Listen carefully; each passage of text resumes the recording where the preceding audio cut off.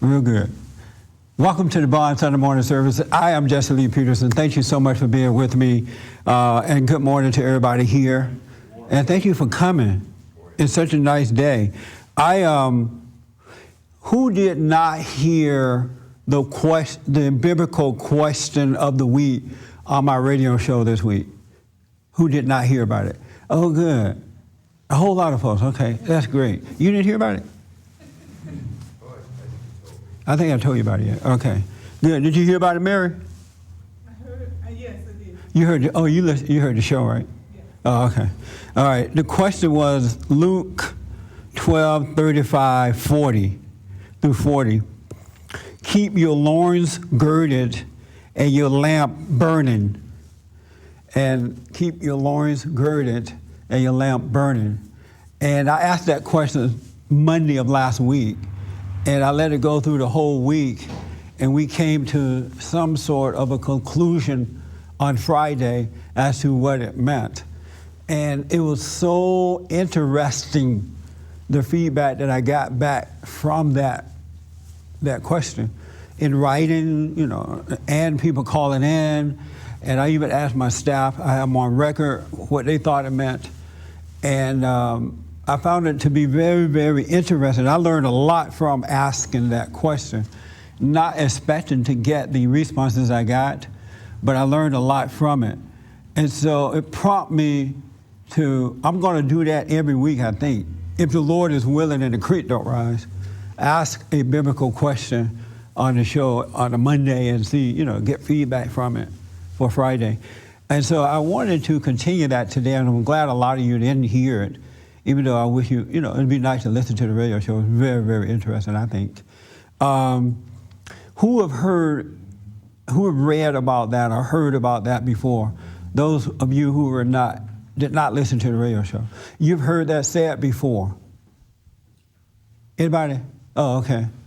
You've heard, keep your loins girded and your lamp burning. Luke 35:40. Do you have your Bible there? Right here with the red shirt and the brown, the husband and wife team. Yeah. Okay. Can you read that for me, wife? Luke chapter 12, verse 35 through 40. Let your waist be girded and your lamps burning. And you yourselves be like men who wait for their master, when he will return from the wedding, that when he comes and knocks, they may open to him immediately. A little louder for me. Blessed are those servants whom the master, when he comes, will find watching. Surely I say to you that he will gird himself and have them sit down to eat, and will come and serve them. And if he should come in the second watch, or come in the third watch, and find them, so blessed are those servants. But know this, that if the master of the house had known what hour the thief would come, he would have watched and not allowed his house to be broken into. Therefore you also be ready, for the Son of Man is coming at an hour you do not expect. Excellent. Have you read or heard that before today? Let it have the mic back. And yes. What does it mean to you?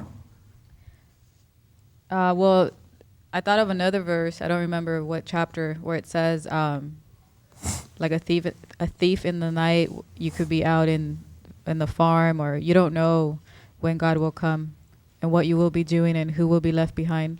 So to be ready at all times. And how should you be ready? Spiritually ready? No, ready. Yeah, my response is spiritually ready. Oh, I see. Okay. I thought you were asking me a question. Okay, so you're saying spiritually ready. Okay. And what I mean by that is, you don't have time to run back and get your favorite blender, or go get your mom, call your grandma, you have to just let go and be just ready. Oh, okay. Not lukewarm. Not be attached to anything. Yes. Oh, okay. Very, very interesting. Very interesting. Let me ask your husband, you've heard that before? Keep your loins girded and your lamp burning, right? Mm-hmm. Yeah. You read it and you heard it? Yes. And what does it mean to you? Yeah, this is kind of bizarre the notion of what the meaning of that, or what I take that passage to mean, Yes. struck me earlier this week as something. Did you listen to the show? No, I didn't Okay. listen to the show, and it struck me like, would you be ready when if Jesus Christ came back? And that's something I used to always think about because I was a Catholic, then I was a Christian for so many years, but now I'm just me. And I haven't thought about that for a long, long time, and it struck me this So week. would you be ready if he came back? Let's say he popped up right now. Would I be ready? No, would you be ready? Would I be ready? No. Well, nobody knows if they're going to be ready, but I'm ready to be ready. So you can tell him that then. You know what? You came and I didn't know you were coming, but I'm ready saying, to be ready. God, it's on. Whatever goes down, I'm ready for whatever's going to go down. I'm not saying I'm worthy of the Savior of the world. I would never say that, but I'm ready for whatever's going to go down. So if he popped up now, you'd be ready? I'll be scared. All right, so that verse meant to you, it meant be ready, right? For the return of something you can't conceive of that would be absolutely beautiful and absolutely terrifying and absolutely extraordinary. And how do you be ready? I don't know. Oh, okay. I just be me, by being me, by not lying. And So if you don't know how to be ready, yeah, how I you, do, by not lying, by being me. by being you? Yes. Okay, and you think he would take you back with him? No, but that would be my best chance because I don't know the future. And if Okay. I'm lying about anything, then I have to pay for that, whatever that is. Okay. Yeah. All right. Who else have heard about this? Keep your loins girded and this is not it's not a test. It's a fellowship. And today I'm not a preacher. I want to be a witness to this. All right. Not a preacher. We're just here having some fun, learning about the Lord. All right. So you don't get an A or a D or nothing. No grades. Let's fellowship together with this because this is so important. All right. What does you've read it and heard about it before, right? Yeah, I have. I'm not too sure, but I think it has something to do with being prepared. In what way? I guess for Christ's second coming. And how should you be prepared? I don't know. You don't know. And you've heard this most of your life? Yeah, I have. Yeah. Yeah. And have you ever wondered, am I prepared? Am I ready? What does that mean? At times I have, yeah. At times, and it depends on what's going on in my life and what time period. But at times I have, and at times I haven't. Right. I understand.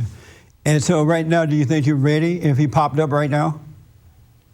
I don't think so. You're not ready? I don't know. I don't think so. Because you don't know what it is to be ready. Yeah. Oh, okay. That's honesty. And I think most people don't know. And that's what the problem is. Okay. Who else heard this? Okay. The young man in the back. And all you guys are Christian, right? So far, everybody who's spoken are Christian. They said yes, audience. I mean, for the world out there. Huh? I thought it wasn't a test. It's not a test. Not a test. Relax, Patrick. Relax. All right.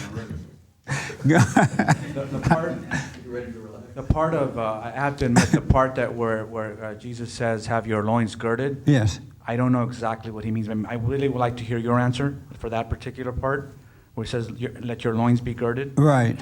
Your lamp be lit. Keep your lamp burning. Keep your lamp burning, and to be on the watch. Yes. To me, I totally know what that means, and that is to be and to be unceasingly in prayer, and be very watchful of what is within and without you, that you'll be ready for a time of temptation and crisis. Also, to me, after discussions with you and other people like you, salvation comes to you at an instant, and at any moment.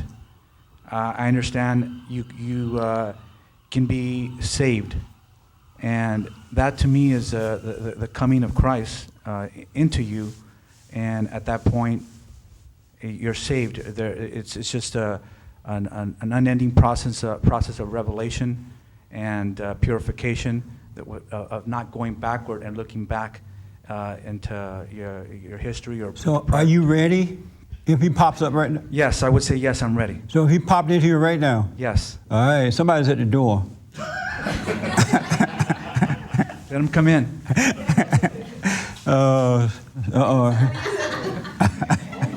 He's coming Somebody in. was at the door. No, he can walk through walls. Though. Did you know? I know. He can walk through walls, though. So you can. Yeah. That is Christ, that's for sure. This is the second coming of Raymond. Hi, Raymond. That's very good. That's very good, Jesse. That's funny. You've heard this before? The lady in purple? Yeah. And you've read it in the scriptures? Oh, yeah, yes. And what does it mean to you? I couldn't say it any better than he did. Oh, I okay. don't mean to be just throw it off on him, Right, I but understand. I feel like salvation is a moment-to-moment thing, and it's a constant awareness of his presence. But you move through your life through that presence. Okay. So, I mean, everything is like that, and I do. I look for him everywhere, but it's underpinning of everything. So Right. it's not like it's consuming you and you can't get your work done. It's because of that you can get your work done. So, Okay. anyway. I have not heard anything that I've not heard before, so I totally understand this. I really do. How about on this side of the world? Anybody heard? Wayne, you're a good old Christian, right? You never read that before? I'm sorry? No, You never heard, keep your loins girded and your lamp burning? no. Oh, no? You ever read the Bible? Some parts of it. You don't look like you read the Bible now that I think about it. Okay. Look like you're too sophisticated. What? I would say I'm glad you could look at someone and tell. You look too sophisticated to be reading the Bible. Oh, come on. Everybody reads the Bible. Yeah, you look too holy. Look like you're already there. Oh, So you have not heard that. Ronnie, you heard of that? I haven't really heard of it. Oh, okay. How about you, Oz? Just, No, I'm sorry, Ronnie. Oh, okay. just say what it means is to be ready is just to be loved, you know? Love? Yeah, to be loved and loving, and that's your state of mind and your presence. Oh, okay. That's all you can really be, I think. Okay. And Ozzy, you say what? Hold on for a minute. Hold on, we have a problem with the mic again. Test, 1, 2. All right. Ozzy, yes, sir. Go ahead, How are Ozzy. you doing this morning? Ozzy, you looking younger and younger. Thank you. I'm 76 years old. Oh, wait. She's older than dirt. Dirt. 76 and look young. Don't she look young? Most women would have fallen apart by 76. No, My belief is, not most. I'm playing. Look, our lady get mad. my belief is, we don't know. It's a spirit in us that knows when the moment comes. Are we ready? I believe I'm ready. What are loins? I believe I'm ready. If God should come today, I've been to ask you guys what loins are because I heard what are loins. I heard some of the weirdest stuff over the week on the radio. So I've been to ask that in church. Wayne, don't put your hand up to answer the loins question. No. Okay. So you say you are ready if he popped up right now. I believe it. I'm Okay. ready. Okay. Good. Yes, sir. Wayne. well, you know, when I'm sorry. 1 minute. catastrophe somewhere, and those people that end up dying from that, I often wonder if they think that this is the end of the world. It's coming at them, same similar situation. Right.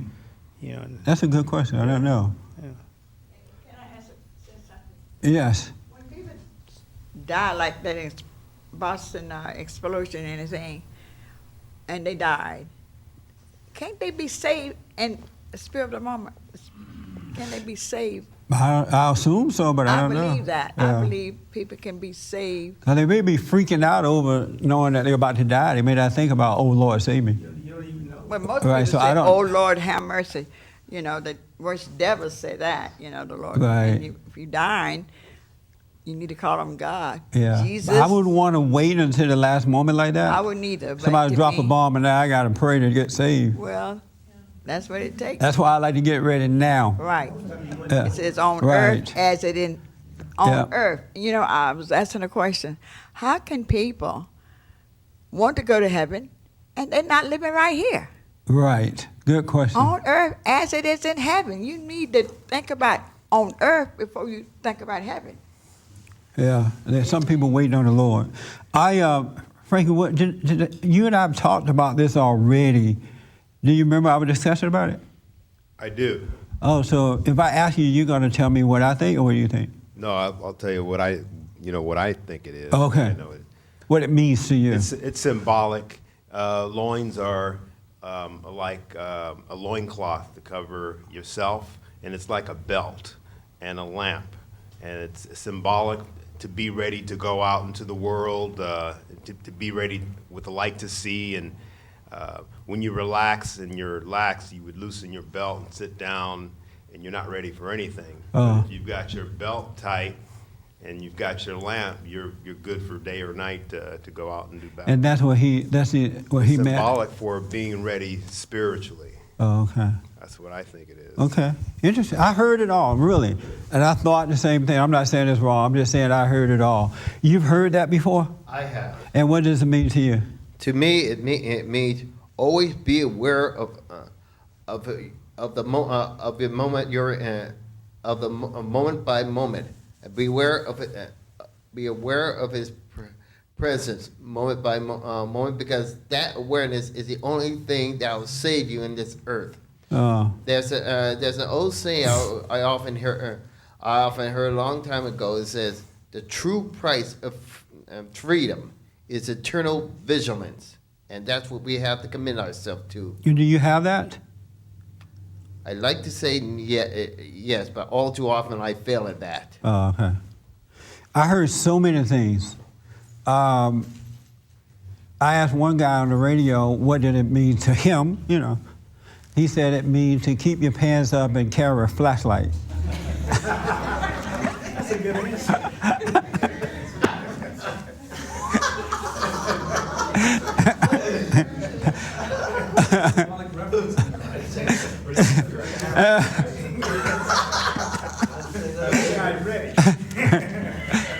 Oh, so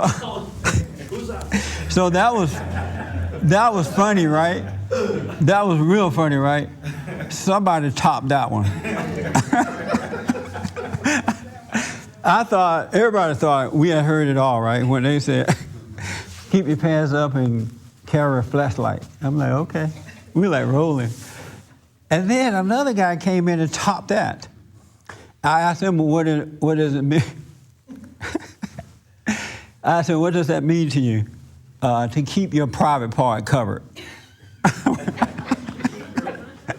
Keep your private parts covered. That's what it meant to them. And I'm like, wow, we were rolling. Andre could barely work the board. The audience. And keep your private part covered. That's what keep your loins girded and your lamp burning meant to them. I'm like, wow. And so they topped the guy that said, keep your pants up and carry a flashlight. But, and I understand, I heard it all. It's not a put down. It's just that, and the reason I'm bringing it up, because I realized, in my own life, I realized that I've been reading the Bible, I've been going to church, I've been studying the scriptures. You know, I've been a so-called Christian all of my life. I remember becoming a Christian at the age of 15. And, but it wasn't until the last 25 years that I realized I had no idea what God was talking about. None. Not one odor of an idea. And that's why nothing was working for me. Because I was going by what I was taught, and then I would repeat what I was taught, had been taught, not realizing my life had not changed at all, just saying this stuff, you know. Just knowing it, I realized that I know now that I had no clue of what God was talking about. But I would quote and repeat what everybody had taught me, which is understandable. If the preacher's up teaching a certain thing and you trust the preacher and he's reading it from the Bible, you are going to believe that that's what it means. Even though nothing is changing, you're not getting better in life, you still have fear and doubt and worry and lying and cheating and whatever, right? It's still not helping, but that's what we do in life. We tend to do that. And it's unfortunate because it keeps us away from God, the real life that we should be living, the real way to live. It keeps us away from that. It really does. It takes us away from self-discovery to literally just learning and repeating. But it also blinds us from looking at ourselves to realize that, well, okay, if that's what he meant by that, keep your pants up, carry a flashlight, whatever, right? How come nothing is working? My pants are up and I have a flashlight. You know what I'm saying? Or be ready, okay, I'm ready. But nothing's really changing. Isn't that like interesting? The best thing that you could do for yourself as a human being is to watch yourself. To know yourself is to know what you don't know. Really. To know what you don't know, and it's weird. It's just, you start to find out what you don't know, and then you shall know by knowing yourself. And a lot of people refuse to know themselves. They refuse to keep an eye on themselves, right? I was thinking this morning about the things that bother people and how they let other people bother them, right? I had a person to tell me the other day, this is a Christian, I think, I just can't get away from what you say about black people. I'm mad at you. I'm mad at you about what you say about black people. And I thought about that later, and I thought, how can you get any dumber? First of all, what happened to us that we identify with the whole group? We're not the whole group. And what causes us to get upset if I say most, not all? I didn't say John Doe is like this. Or Mary Alice is like this. I said most black, not all, right? But they take it personally, like I said their name, and I said, you're like this. You know what I'm saying? You know what I mean? And they like hold on to it, and it affects their life, and they believe that it's good to be that way. Can you be any dumber than that? I don't care what you say about black people. I really don't care what you say about me. But I'm not affected. I used to be, because I identified with the blackness. So, you know what I mean? I identified with that because I had learned the scriptures, but I wasn't being renewed from within. I was not being renewed, so I was still subject to the world, all in the name of Jesus. People get mad at me when I mention the blacks.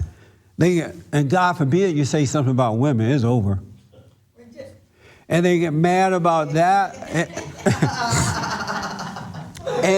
But the point is, I'll come to you in just a minute. They act like I said their name and accuse them. Now, I could see some reaction if I said, you know what, you're just a no good, lazy woman. Let me make up a name that is not a real name. Mary Doe. You know how they say John Doe? Jane Doe. Jane Doe. All right. It was like I said, Jane Doe, you are no good. You're a wicked woman, right? But I don't say a name, but yet everybody react to it. And Christ came so we could be free from that. And yet we know the scriptures, but we're not free. And it's not really hitting home that you're not free. And that's what I don't understand. How come you don't question, you know what? I know the scriptures, and yeah, somebody can say something across the country and affect me personally in my life. Does that make sense? So maybe I don't know Christ the way I think I should know him, because Christ said I shouldn't be affected by the world. I had a friend of mine who went to Africa recently. I was talking to him yesterday, and he had tried to get me to go, but it was too short of a notice for me. And he was saying that he really liked Africa. You know, he really likes it. So it's not a put down to him, by him at all. He said, you know, I was over there. What I noticed is that especially out in the not in the big city part, but out in the countryside. He said, I noticed that the men are lazy. The women are doing all the work. They're going out selling and working and cooking and cleaning, and the only thing the men may do is go fishing. They don't really do the work. I said, oh, really? I said, they're lazy in Africa too? He's like, yeah, so we both concluded maybe it's just in the blood. Maybe that's where it came from, Africa. That's why blacks are so lazy. Not all. Yeah.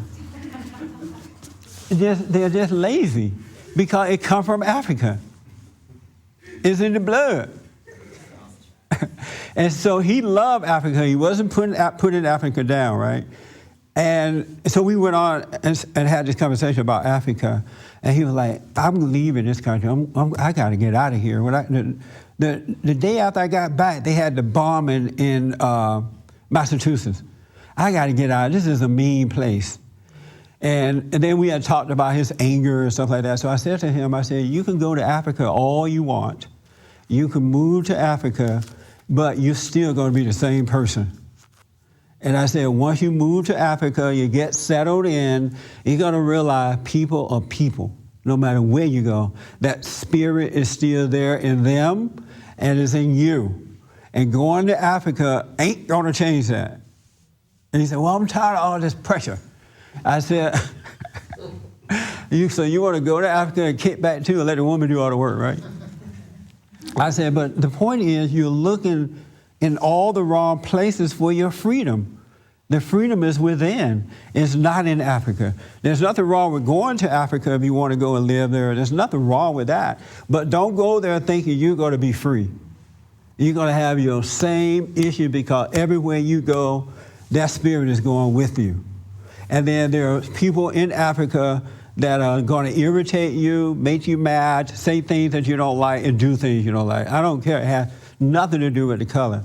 So he's like, oh, that makes sense. I wasn't thinking that way. That makes sense. And then another friend asked me about Obama. He's like, I really like what you say on the radio, but you're always on Obama. I said, well, I'm not always on Obama, but he's the president. I'm on the radio doing the news. I got to tell you what he's doing, right? But I realized, and I asked this person, are you a Christian? Yes, I'm a Christian. But they too have identified with the person and not with the Spirit of God. Because if I talked about Obama until the cows came home, it should not affect the listener, the hearer. It's about Obama, it's not about them. But when you're not of the Spirit of God, you identify with the world around you. Have you noticed that in your own life? You identify. Anytime someone can say something that gets you mad or that cause a reaction from you, then you are of the world. And you're not ready if Christ comes. I'm telling you, because you can't serve two gods. You can't serve the world and serve the Spirit of God as well. You're not ready. Let me read. Let me take Ozzy, and then I'll read something to you for you here. You were going to say something about the woman. By color. Oh, by color. Okay. What color has to do with it? You know, I think people, I forgive you talking about color. You forgive me for talking about color? God, that's between you and God. Yeah. But to me, God, He created all of us in His own image. Yeah. Color shouldn't be a barrier, and you. But it is, though. Wait. It's a barrier. Most people identify with their color. Black people when identify I go to with their heaven, color. God gonna see, am I white or blue? Come on, Jesse.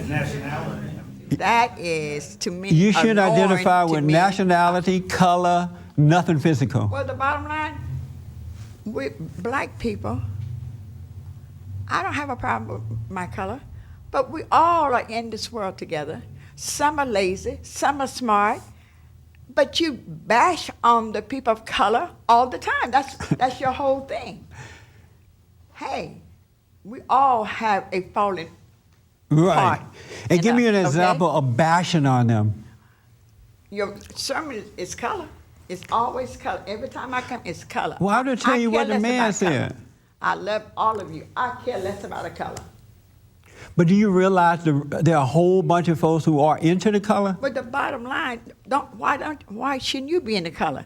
Because I want to come here and read the scriptures and show me what I need to do to enter heaven. to overcome the color. And yeah, well, to me, But let me ask you this. Let me because of time, let me ask you between you this. and your God, the color, whatever you say is between you and your God. I cannot judge you. I can't judge nobody.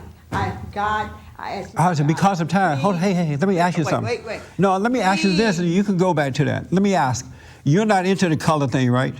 No more. That's But it. you were into it at Yes. one time, but you overcame, right? Yes. And so now don't you have a responsibility to help others to overcome the color?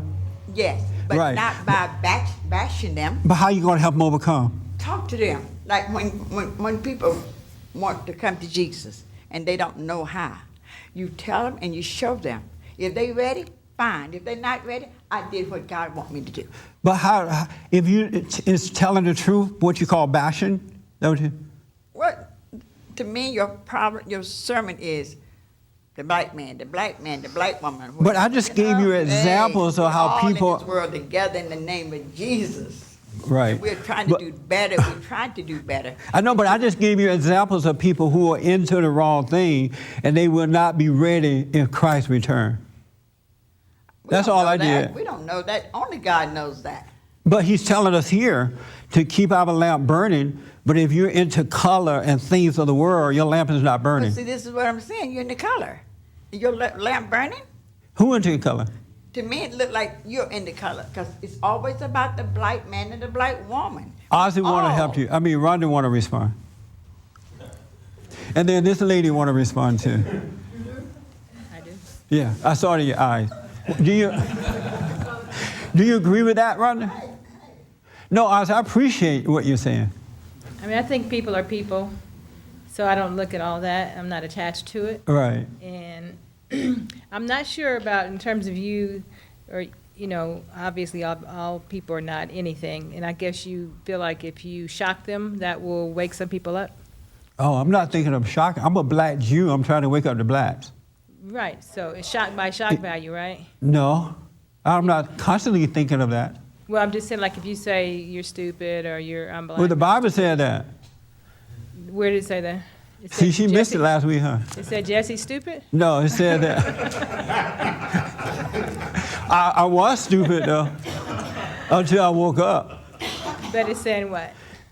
He called people stupid because Paul, was it Paul? Yes. Paul? He called them stupid. He said that I come here and I tell you the truth. Right. I try to wake you up, paraphrasing. I tell you the truth. And before you can leave the building, you've forgotten what I said. You stupid idiots. Blah, blah, blah. So, but did he say black people? But my thing is, I deal with all people, but my purpose in life is to wake up black Americans. Right. Don't you see how bad off they are? Yes, I do. Yeah, so that's my purpose. But are you saying, so if you were to wake up somebody in a spiritual way, would you try to bash them? She can hold it, Robert. Let her hold it.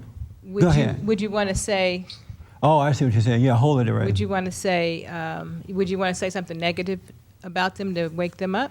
I wouldn't make that decision. But you're I will doing that wait and about see. blacks, right? I'm sorry? I'm not attached to it, but I mean, it had to come to a point where I just had to just not be attached to what you say for it to, you know, I'm figuring whatever you're Oh, I saying. got it. I'm making the very point that you ladies are making. If you are personally being affected by it, then you need to check that out. Why do I care what Jesse says so much that it affected me personally? He didn't say my name. He didn't mention me. He didn't say Ozzy is a super black woman or Rhonda is a super black woman. He said not all, but most. If I'm being this is what the very thing we were talking about. Here's a perfect example. If you're personally being affected by it, then there's a problem. That's true. Yeah. So it's a time to wake up and say, well, if I know God and I love what's right, I'm in the world and not of it, why am I personally being affected by what anyone has to say, not to mention Jesse? That makes sense? It does, but I don't think So you we're answered her having question. exactly what I'm talking about happening right here. I'm sorry? I don't really think you answered her question, though. But I don't know what she. It doesn't matter to me what you say, because I have forgive you, and I don't want to judge you no more. I don't want to judge you no more. Right. But the bottom line, you want to bring people, all nationality, to God, the place that you're supposed to be up there for, and you're bashing. Oh, I got it. How is it? How are you able to tell me? Let me ask you this: how are you able to tell me what God will have me to do and the way I should do it? Where are you getting that information from? How I know God's telling you that? No. I'm just saying, if I tell you, I know what you're saying. I know what you're saying. If God is having me to do this, I work with all people, but if He's having me to try to wake up black people, and in the way that I'm doing it, what is making you tell me that that's wrong to do it that way? Why don't you wake up all of them? All of us. But all of us. We all need waking up. Come on, Jesse. But so you should say to God, you know what, God, don't just have Jesse focus on black people. We all need it. I'm let God tell you. You see my point? Leave it alone now. No. I love it. You're not doing wrong. I'm just speaking the truth. I'm speaking what I see. I love you, Jess. I love the organization. When He sent but someone I out want to wake be up, a part of the organization, but I want to be. Jess is here to help us all. Jess is here to help. But everybody getting help that's going to get it. But let me ask you this, Ozzy. Hey, the bottom line. Hey, Ozzy, hold on. Because of time, that's the only reason I'm stopping. When God sent the Jew out to help the Jews to go free, right? His focus, He sent a Jew to set the Jews free. Do you think there are people in that crowd who say, what are you trying to just help us for? Help everybody. Why aren't you trying to tell everybody else to go, why are you, Jew, just focus on the Jews? You think there were complaints like that then? This probably was, Jess. Yeah, because there's nothing new under the sun. But yet the Jew did what he had to do. Well, Uh-huh. what that's trying to say about you? That We're talking my about mission, you, Jess. We're not talking about. my mission is to wake up black Americans because they're into all this wrong stuff and they're on Who's bombing? Who's shooting? And come on. Who's bombing and who's shooting and who's doing a lot of things? We all are doing a lot of things. Oh, Just you're see. so missing it though. This is so We sad. all are doing a lot of things wrong. You're missing it though, Ozzy, right now. Maybe You mean well, but you're missing it. Okay, all right. All right. Yes, ma'am. I may be wrong, but wasn't a part in the Bible with Jonah when God sent him out to help another group of people, and God chose him to help another, I guess it was another race of people? Yep. I was just trying to... Yeah, it's not new. So a specific. Yeah, Pacific group. It's not, what's happening with me is not new. It's just somebody got to help wake up black Americans, so I've been given the task. It's not an easy one either. It's not easy because you lose friends, you lose family members, which is fine. But it's not an easy one, but I can't help but do what I do. And I'm trying to set you free so you won't be personally affected. It's by getting rid of your anger. Don't be attached to the world in any form or fashion. So if the word should come, you would know, well, you're not talking about me, I'm free. I see what he's trying to do or she's trying to do. But if you're being affected by it, then you're not one with the Father. It's just not, because you can't be in the world and of it too. I don't feel like I'm looking at my brother. But you think I'm bashing? I don't think. I overcome your statements or your like America. I know, and I ask God to forgive me and help me to get over Jesse Peterson. Well, I'm glad he answered your prayer. Oh, God. Let me do this. This young lady had... Yeah, I can say something. Yes. I saw your hand earlier, yeah. Oh, all right. Yes. It's interesting to see the pendulum swinging in a lot of ways. There was horrible things going on. Speak right into the mic. And make it short for me because of time. Okay. Well, there was just some horrible things going on, and that's how white people know it's really a bad idea to suppress other people and enslave them. We get it. But in my day-to-day dealings with all the black people I know, they're great. But I understand that you see it as God has given you to make corrections. Yes. You see it as a correction. You don't see it as bashing. No, it's not With about love. the color. I mean, I get that. Yeah. But I also appreciate, we really just all need to identify with God. If we do that first, we won't care what skin color we are. Oh, what I realized, you just reminded me of something I thought of on Saturday. What I realized, angry people do not know that there is absolutely another way of living. They don't know. And there's some nice, angry people out there. You know what I'm saying? There's really. There are some well-meaning, angry people out there. You know, God-fearing, going to church, Bible talking, spirit-filled, color marking of the Bible. But if you have anger, you cannot know this way that I'm talking about, because that anger is of your father, the devil, and it separates you from truth. It really does. It separates you from this other life. It really, really, really does. And I personally can't help you to overcome that anger. I can only be a witness to overcoming it and what life is like once you overcome it. And believe me, your mind cannot conceive at all what it means to live a life free of anger. I promise you that. Your mind can never, ever, ever, ever but never understand what that life is like until you overcome the spirit of anger completely. And that's the truth.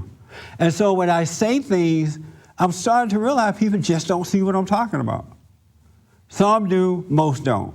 They really just don't. I am so not connected to what people think about me and others, and I'm so not connected to all that stuff, it's not even funny.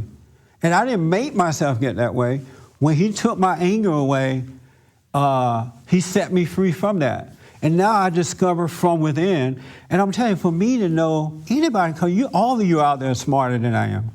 Every one of you is smarter than I am, really. But I'm telling you, until you completely overcome the spirit of darkness, you're never going to know what it's like to live a life free of anger. You won't know, because you can't conceive it on your own. Your mind cannot demonstrate it. Your mind cannot tell you what it is. You won't know until you overcome it. And that's the truth, so help me. And there's nothing like what you think. That's why I can get up here and get on my show and go places and say what I got to say with well-meaning, and then accept how people react to it or don't react to it. Other than that, I wouldn't be able to do what I do because I would be afraid of losing my friends and my family members and this and that. But I have no concern, no thought about that at all. None. One iota. My thought is that if I could get you to repent of anger, which is judgment, which is of your father, the devil, then I know you will go free. That's what I care about. I got to read something to you. Excuse me for snorting a little bit.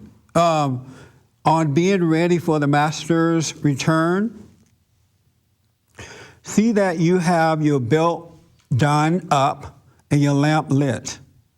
Be like people waiting for their master to return from the wedding feast, ready to open the door as soon as he comes and knocks. Bless those servants whom the master find awake when he comes. In truth, I tell you, he will do up his belt, sit them down at tables, and wait on them. It may be in the second watch that he comes, or in the third. But blessed are those servants if he find them ready. You may be quite sure of this, that if the household had known at what time the burglar would come, he would not have let anyone break through the walls of his house. You too must stand ready, because the Son of Man is coming at an hour you do not expect. And then when you read further down in here, it says, this is why you shouldn't be drunk. You know, like don't drink to the point of becoming drunk, because you won't be ready when the master returns. Don't overindulge and don't whatever, right? Don't be with anger, because you won't be ready when the master comes. And I was like, wow, that's why he doesn't want us to get drunk. Because when you get drunk, you lose sense of consciousness, right? Did you know that? That you fall in consciousness when you go drunk, right? And to be ready when the master comes is to be present at all time. Be consciously alert at all time. Have the mind of God at all times. Because if you don't, he may try to give you information. He may might protect you. He can give you something to do, but you're unconscious, you're not going to see it. He can give you a way to defend yourself. If you're unconscious, you won't see it. He may give you a way to give a kind word that will make one person free, one word that will make a person free. But if you have fallen out of his mindset, if you have fallen away from the light within, you won't see it. You won't see it. And he's always coming and giving us light and love and a way to live and a way to go. But because you're not in the present with him, you're not seeing it. And that's what it means to keep your light burning. We have the light within us. The kingdom of heaven is in us. And when we are conscious of that light at all time, we're always present, and he's always with us, and he'll guide us. Just be present. That's all that it means. Don't be lost in your imagination, living in the past, or living in a false illusion of the future. Just be present. Your light is burning. And you know, you want to be girded and ready physically, you know, that kind of stuff. But what I realized from this, before understanding it, because I had read Keep the Loins Girded, I heard the preachers say, put on a belt, an armor belt. When people go to war, they put on this belt, and they're ready to fight. And they put on stuff on their head. They put things around their breastplate, whatever they call it, right? When I read that, I've always associated that with something physical instead of spiritual. And Christ was speaking of the spirit, not the physical, even though he used the analogy of the physical to make the spiritual point. And that's why even Peter said, like, Lord, do you mean this parable for us or for everyone? Even they didn't quite get at times what he meant when he used those type of analogies, because they didn't see spiritually exactly what he was talking about. And every feedback I got from that question, girding your loins, was all related to the physical for the most part. Nobody, for the most part, maybe one or two did, I can't remember, but they did not relate it to being conscious, have one mind of God at all times. They didn't relate it to the light being within us, and we have to be of that light so that when God does talk to us or guide us or inform us or be aware, we are ready for him. We can see. We go unconscious and we miss him, and then we think God is not with us. He is with us. But you have fallen into a state of darkness. And that brings me to say that's why you got to overcome your anger. You must forgive so that God can forgive you, and then you can wake up to this presence of God. He's here and now. And then when the world attacks, when things go wrong, if it goes wrong, you're not moved by it. But I'm telling you, that's all that meant. Be conscious of God, one mind with him, stay present with him. That makes sense? No? And I had never heard a preacher say that. Isn't that amazing? He always, ever since I've been walking this earth, they always use the analogy of going to physical war, like going to an army, because they mentioned the breastplate, they mentioned put that, and they're like, oh yeah, put it. And then so because you don't see it spiritually, you're getting beat up every day. You can get up in the morning, put on all the breastplates you want around your loins. You still get beat up spiritually because you're not one mind with God. You're not in the presence of the Lord. You're unconscious to Him. What do you think about that, Wayne? And then I'll come to you.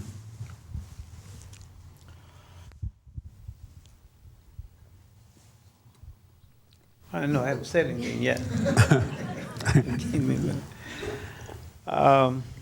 And it sounds fine, but maybe this is kind of getting off the subject a little bit, Jesse, but I think it's in the delivery of how you're trying to convey what you're trying to get people to accept. Maybe it's the way that you're saying it. I need to be a little nicer. Well, it's not so much nicer. It's just a different way of saying it. That's all. And it would be maybe less offensive, and then it would be more. If people would accept it more. But why would someone be offended by the truth?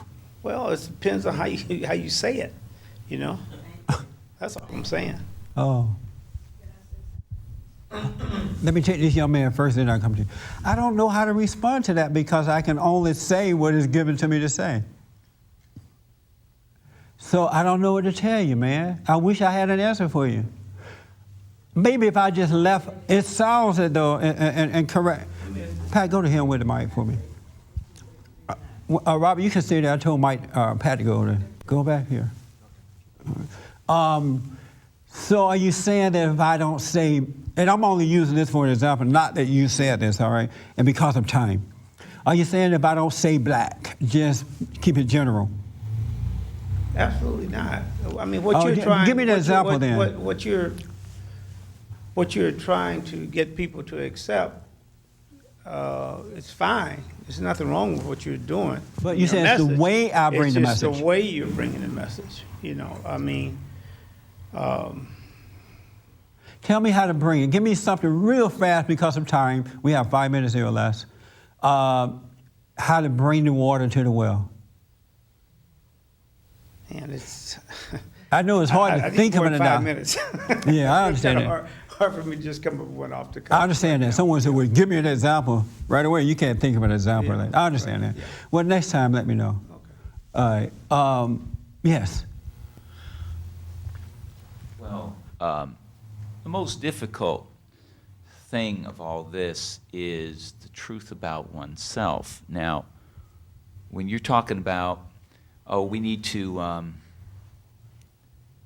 real fast, everybody. We need to love the light and all that stuff. Well, the light shows us what we are. Yes, it does. That's very, very impossible to Let me add take. something to that, just because of time here. I just want to add.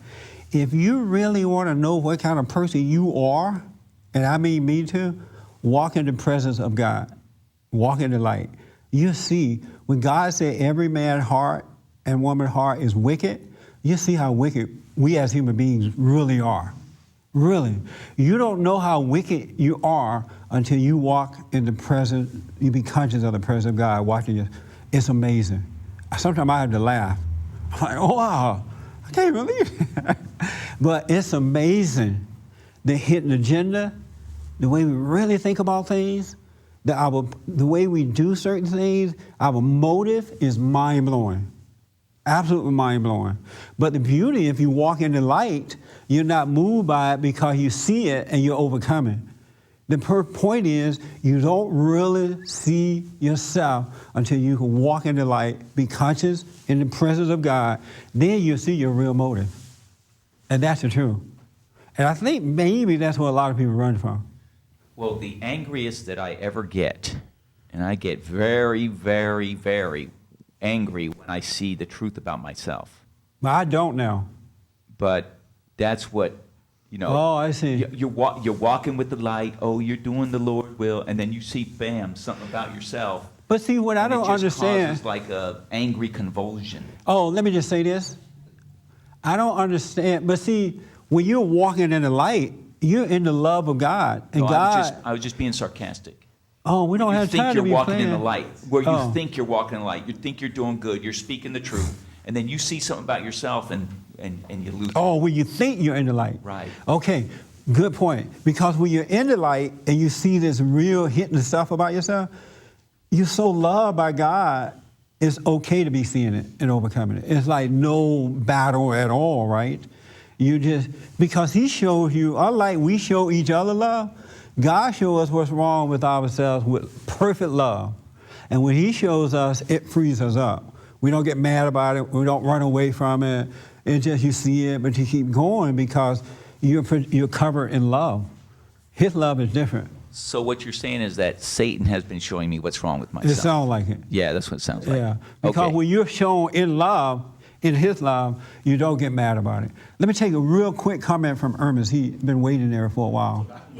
No, go ahead. No, go ahead. I was going to say, it's unfortunate that we have to get back to the race thing. You just finished saying something really profound about that whole discussion you had. But I think when you identify, if people have kids, they can, whatever you identify with, you're going to take personal if it comes under attack. Yes. Like if you have kids, somebody says something about your kids, because you identify with them, you're going to feel like you're under attack. Same thing with the race thing. Yeah, and it's interesting that I got that kind of feedback, and I'm glad because I'm pointing out it's about the light, it's about keeping the lamp burning, and I'm giving you examples of talking to the people this week, and I realized how identified they are with the physical rather than with the Spirit of God, rather than with the light that he tells us to keep burning, because if we kept that light burning, you wouldn't identify with these other things. That's the whole point of keeping your light burning, so you can be identified, you can identify with the Spirit of God that is within us all. And so it was still kind of missed even in this meeting today. But I understand it. I really, really do. But I totally appreciate the conversation. You got to let your anger go. Thank you, James.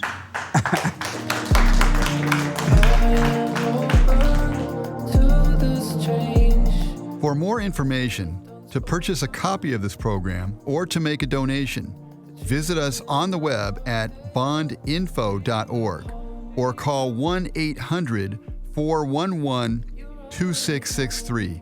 That's 1-800-411-BOND. You're already home.